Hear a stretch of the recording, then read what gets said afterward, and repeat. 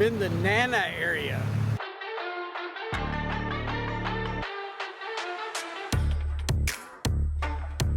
What's up, guys? It's Greeny. Boy, let me tell you, this Nana neighborhood sure looks a lot different during the day than it does at night. Haven't been accosted once. Anyways, I'm going to meet a guy for lunch, and hopefully we're going to do a little interview. He's one of my subscribers, and he actually met a girl, I don't know when. I'm going to hopefully get the details on Thai Friendly, and took her to America. I'm really interested to see how this is working out for him. This is the infamous Soy 4. Nana Plaza, everything down there. I think I'm continuing down this way. I think we're meeting for lunch at a place called Bully's. So to tell you the truth, I don't think I've ever walked like past Soy 4. I've been Soy 11, I think Soy 8, a few of these different streets here, but this is the first time I think I'm actually walking past Soy 4. All the bars, music, girls, all that type of stuff is that way.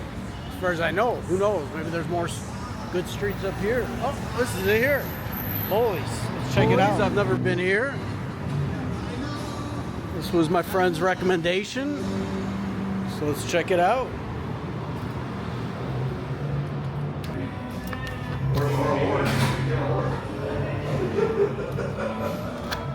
Burgers, wraps. All right, Greeny's going healthy today. I got a chicken Greek salad. Look at that. And my friend Jay got the burger and fries and coleslaw, that combo. Nice. I'm pretty impressed with the size of the salad. All right, guys, we just had lunch. That was pretty good food over there, huh? Yeah, really good. Good burger. Yeah. He recommended the burger, but that salad looked so good. And she said it was a big Greek salad. And she's like, oh, you can add a chicken breast for 60 baht. So I'm like, what the hell? Why not? So now we're at another place just right down the street, Cupping Coffee. And I don't know if you can see behind me, but this place is really nice, and the prices are pretty damn reasonable for coffee. I mean, 100 baht. Oh, actually, I got the hot coffee, so 90 baht, 100 baht for iced coffee. So like very inexpensive. And this is very nice. This is high end. I think maybe there's a hotel upstairs or something. But anyways, I wanted to probe Jay's brain a little bit, because he's got, pretty interesting story for guys that, come to Thailand or have dated Thai women or considered maybe taking a Thai woman back to America, because you actually did, yeah. You did the whole process. So I got a few questions. First of all, let's just start.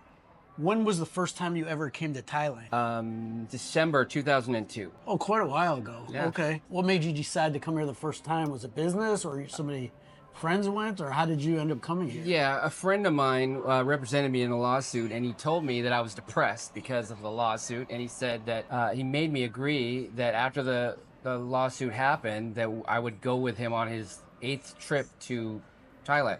Okay, so that guy was like an experienced Thailand visitor. Yeah. Were you, like, what did you think about coming here? Like, what was your response? First of all, I said yes. Like, everyone that hasn't been to Thailand, they all say, oh yeah, sounds great, I'll go. Did you know anything about Thailand? Like, when I came my first time, I didn't know shit about it. I was going to Japan, like, oh, let's go somewhere for the beach too. I had no intention on coming here. I was just going along with him, really, to be honest. Okay, so those guys said, let's go, and you're like, sure, why not? Yeah. And what'd you think about it the first time? Well, he basically knew I wasn't going to go, and he bought me a ticket and said, you better get the time off work, because you're going to get fired if you don't, because you're going. Oh, and really? So I came here, and I wasn't really negative Nancy. I don't want to say that, but I wasn't, I saw on like maybe 60 Minutes or something about how there's drugs here and you're going to get arrested, all these different things. Right. They're just, and back in the early 2000s, it that's had what people a little bit more of a risque reputation. I mean, now it's just Bangkok, mega beautiful city, way different now, yeah. But yeah, I bet it's changed a lot. I mean, the cityscape's probably changed a ton since your first trip. I mean, more buildings, but it's very, very similar to what it was in 2002. The baht went so much farther. It was like 4,300 to baht to $100 USD. Okay, 43. So it was now better. It's 34. And it went way farther. And I literally was, we got here at nighttime, and I was here for about an hour, and I couldn't believe how amazing it was. Like, all my fears just disappeared. Where did you stay the first time? I stayed about 50 yards or 50 meters from where we are right now at the Parkway. Oh, so the Nana area. Yeah, right here. Yeah. Oh, that, like before you came, did you have any idea what kind of shock, like what your visual observations are going to be once you got here? I had no idea, even though my attorney buddy did his best to explain it. And the guy is a communicator. You know, I tell people the same way. I brought a couple people here. They never thought it would be like this, no matter what you we got said. here and probably walked down Soy 4 and you're probably like, We couldn't believe it. Yeah, I couldn't believe it. Yeah. that was the same thing when my first time we took a taxi from the airport to Pattaya and stayed on, I think it was Soy 8, and we're not paying attention, and we just started driving down the street, and like it was 1 o'clock in the morning, I think, you know, by the time we got there, and just crazy, the lights, the girls, the everything. So obviously you came here and you were like addicted after that, or like, wow, like, I mean, how many times have you been here since? Yeah, I've been here probably close to over 30 times. So I'm trying to figure it out. I've been here many times, yeah. But it's been more recently where you met your wife, like... Correct. So I was coming here a lot, and then, you know, money got a little bit tight, so I quit coming here for 4 or 5 years. Okay. And then I started coming again when, you know, I got a pretty good job, and I was traveling a lot, coming to Thailand again, and I started, you know, using a dating app. Okay. You told me Thai friendly, Yeah, right? Thai friendly, yeah. Now, people have a very negative view of Thai friendly, especially in the Pattaya area, Pattaya, whatever you guys call it. Yeah, I call it like 5 different Yeah, pronunciations. But they don't realize, like, when you get out and you're using it in different areas of Thailand, like I've met some nice girls in there, you know, I mean, not bad girls, but it's just a whole different element in that city on the site as far, you know, as Right. opposed to the rest of Thailand. I mean, the rest of Thailand, like, I met some really nice girls with good jobs on that. Tell us how you met your future wife, who is your wife now, and I want to hear all about this process, and then I'll have some questions for you about, you know, people make generalizations, they assume certain things, and we'll get into a little bit of that after. So first of all, when you go on Thai Friendly, it's just like any dating site in any country. There, you have to navigate it somehow, and you have to say, you know, like, well, some people are just after, you know, free dinners. In the United States, for instance, I met women who said, yeah, I can get a free dinner, a nice dinner every single night of the week. Yeah, I And hear so that you about got to Tinder. go through that kind of situation. Same thing here. So you're going to find working girls, and you're going to find, people who are genuine. 10 times out of 10, the working girl is going to tell you up front, right away, in Thailand, on Thai Friendly, I'm doing this for money. Right, right. I'm freelance. This, Yeah, that, exactly. But I found that I met quite a few genuine girls on there that were really interested, in just dating. Now, were you meeting them on your trips here, or had you talked to them? I would meet them, and we would switch to Line ID right away and start video chatting before I came. Did you like ever before your trip like go online and like strike up a few conversations, and then so you had some dates when you came here, or did you always just meet them when you're here? No, 100%. I always had 3 or 4 women that I had met that I was talking to casually, and just like when I met my wife. My wife was a little bit different though, because we started talking a few months before I came, and right away started talking every day because she had a pretty good grasp of the English language, and she was just a nice girl, and I noticed that she was nice, right, genuine right at the beginning. So, and we both just hit it So what off. was different when you came? That trip, were you specifically planning on spending time with her, or were you still gonna kind of vacation and sightsee, and then that was part of your trip, or were you like, oh, wow, I'm really into this girl, I want to just come and spend, have a little holiday with her and get to know her? I, just like all the other times that I came, I had options, right? But I pretty much knew that as long as she didn't mess it up, or I didn't mess it up for that matter, because I could have messed it up, right? Then I was going to end up hanging out with her. So I actually came here and hung out for a couple days and just chilled in Bangkok. What year was that? 2018. 2000. Okay, so right before the big C. Yeah. And then I went to Chiang Mai to meet her. Okay. And she almost blew it, because she started getting very, very needy. Like, she wanted to meet me at the airport and all these things. I'm like, hey, just calm down. I want to get to my hotel. And then She was a little over the top. Yeah, she Well, was maybe really she was pressuring me. excited about it. Yeah, 100%. And she didn't like that I didn't communicate with her when I was, I actually went to China first. And while I was in China, I didn't get a SIM card. And so I wasn't really on my phone. And so I wasn't really communicating with her. And she was kind of really being over the top. And we hadn't even seen each other yet. Right. So it was very close, but I took a deep breath, and said, hey, let's just see how this plays out. Maybe she's just nervous. She really wants to see me, and she thinks I'm going to go in a different direction. Well, they want to, They're protecting they want to make sure that you meet her before you meet somebody else. Like, Yeah, don't go on, And I hear that's really like in the Philippines, I guess, with the families meeting guys at the airport that have never been there with the girl, and Yeah. it's like way, way over the top. But it's not too much here, I don't think. But Yeah. it sounds like she was pretty fired up to meet you. She was fired up. So we met each other, and she was a sweetheart. She doesn't drink. She's not a bar girl. She's You a said teacher. she's a teacher, yeah. She's a teacher. Okay. And she College was educated. College educated. She was good. married to a guy who it didn't work out. He divorced her, surprisingly to her, and she had been single for almost 2 years when she got onto Thai Friendly. And then no kids too, right? Or And did no she- kids. No kids. No Wow. kids. So. And everyone's worried about that. All my friends are like, Jay, what if she wants to have kids? Because I have 2 grown kids. Right, and you have no intention to have kids. And but... well, my answer was this. Like I told her up front at the very beginning, I'm like, hey, listen, I'm older. So if you want to have kids, just remember you might be pushing a kid in a stroller and me in a wheelchair. So like, do you really want that to happen? right. If I have a kid, I'd like them to see me before they graduate. Before I pass away, I'd like them to graduate high school. I don't think that's possible. She agreed. She's like, hey, listen, I'm 35 or how old? I can't really remember how old she was. I have to do math. She was like 34, I think, when I met her. Okay, and you're 78? How old did you say you were? I'm 62. I'm going to be 63 in August. Oh, okay. Yeah. Still a young buck. Yeah. Okay, so you guys hit it off. Yeah. And how long were you here for? How much time did you guys spend 3 together? weeks we spent Okay. together. Now, I already knew about a weekend that this girl had the potential to be the one, right? Because She was different. the one. Yeah, Well, they're you all know different. what? Someone is different. They're all She was different. different for you. You chose her, so. Yeah. All right. So yeah. So anyway, before I left, like a week before I left, I got her a ticket to be in the United States 3 weeks later. Oh, she already had a visa before. So 'cause she yeah, traveled. so her husband Okay. had gotten her a visa because he's Canadian and he had friends in the United States. So in order for her to go to the United States, she had to have a visa. So she had already had to travel, which really. So that made it much. You didn't have to get a K1 visa. Exactly. So this guy, I love this guy, by the way. He actually made the whole thing work. If it wasn't for him, none of this would have happened, because one of the things that is very annoying for a American is when they meet a Thai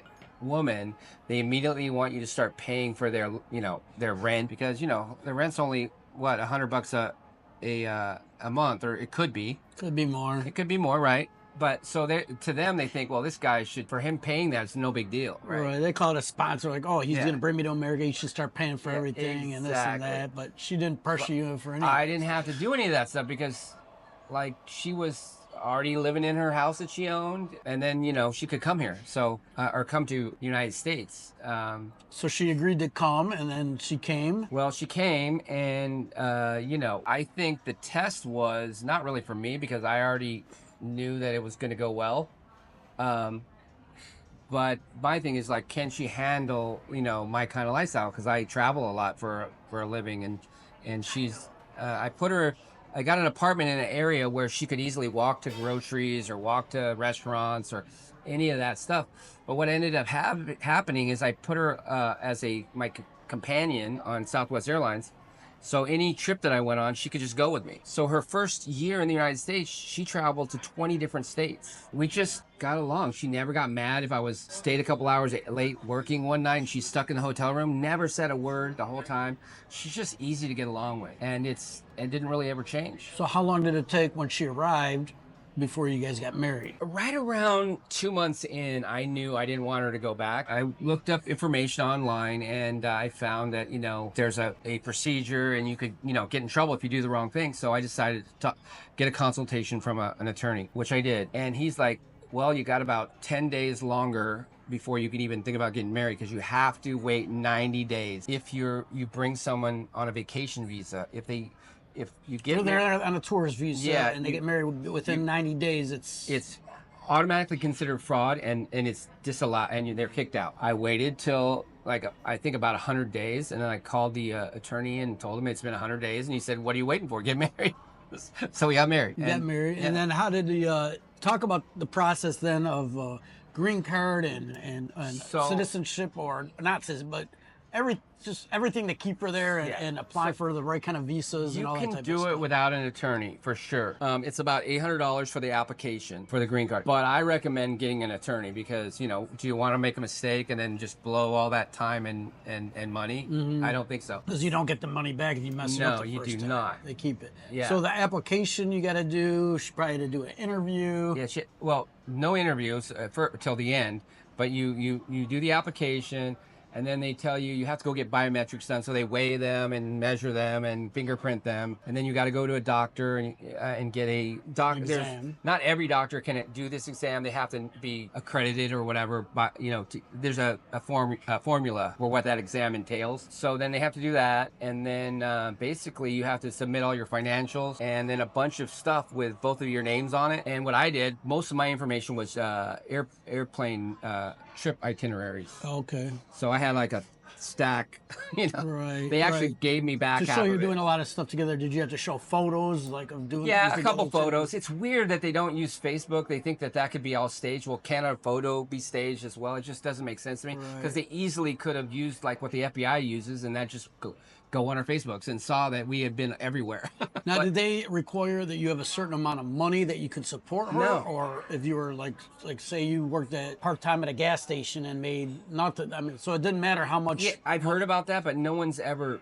I don't think they ever. Well, they had my tax returns, so maybe it is a. Since it was a factor. okay, they didn't say anything. Right. But maybe if somebody doesn't, it could be Maybe an if issue. you're not making any money, maybe that would be a problem. I don't know. But I know that I was nervous when I went into that interview with my wife.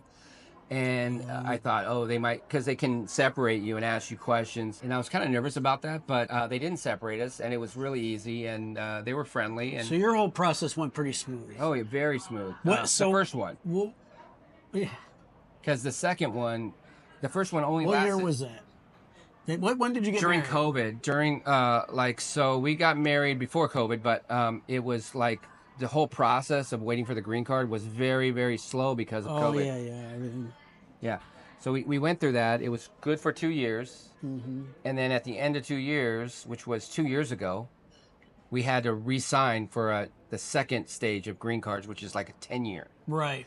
They literally another $800 filing, and then you have to submit, you know, your tax return and also, you know, some other, like your utility bills with your names on it, stuff like that. And then they send you, when you send that application off, like a week later, you get a receipt letter that says they've gotten it and you got a 2-year extension on your visa or your green card while they review your application. And then it took almost 2 years, and then they gave us the 10-year. Wow. No communications in between, zero. You're just hanging out. Let me ask you this. So when you first got married and you're applying for her visa, is that the same as the green card, same process, or is that two different? Like, isn't Well, a green it's card not really a work, visa. or- It's the green card is kind of what it is. Just The permanent green, resident. It's a permanent resident. Yeah. Okay. So how long you been married now? You said like 7 years now. It'll be 6 years, May 23rd. And how any like hiccups? Has there been any like what's been the hardest part of bringing a Thai girl to America? And you know, like what has been like say the 2 or 3 biggest issues or problems that you see that arise during this time? You know, there's like no problems really for me because my wife's really easy. But I can see. Well, I think I told you this before, and I'll say it on camera. Is a lot of people are worried about money. I made it early on. I made my wife feel like the money is our money that I have, and so.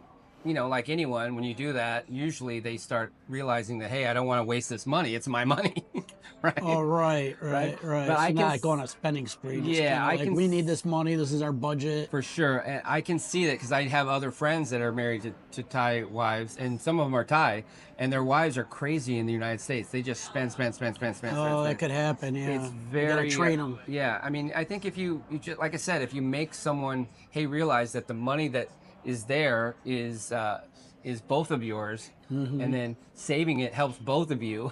Yeah. A lot of times, those Thai people, they don't think about the future. Right. You know, they don't think 10, 15 years on the line. Like, no, every check, you know, I'm thinking like, oh, 401k. I'm like, every check you need to put money away that's just gone and you don't look at it, you know. So I try to explain that. Anything else? What about food? Is she, you know, coming to America, eating the food? Does she eat Western food? Does she cook a lot? Does she only want Thai food? How does that work out? Well, yeah, I mean, my wife will eat wherever I go. She doesn't complain. She's like most people's wives. They're like, you ask them what they want to eat, and they say they don't care until you tell them where you want to eat. Then they say, oh, I don't want to eat that. Right. But it doesn't matter if they're Thai or not. But yeah, I mean, my wife will just cook food every day. If like there's times where I'm like, honey, let's get out of our house and go eat somewhere. I think the big thing about Taiwan, we talked about this before, is they just order a lot when you go out. Yeah, you got to teach them that too. And you're like, wait a minute, you're not going to eat all that food. Right. You know? That's what I don't even care. Like, order 2 things that are expensive or 6 things that are cheap, but something's going to go to waste. I'm like, I don't care about the price of food. I just don't order what we're going to eat. Knock it off. Yeah. A sushi chef that I know is Thai. He and his wife were here at the same time as I was on one of my vacations, and we went to a Thai restaurant that they met and say, hey, meet us at this Thai restaurant. I showed up and the whole table was full of food. There wasn't even a room for my plate. I'm like, what are you guys doing? Well, Jay, it sounds like you hit the jackpot. Like, I mean, you just seem so happy, you know.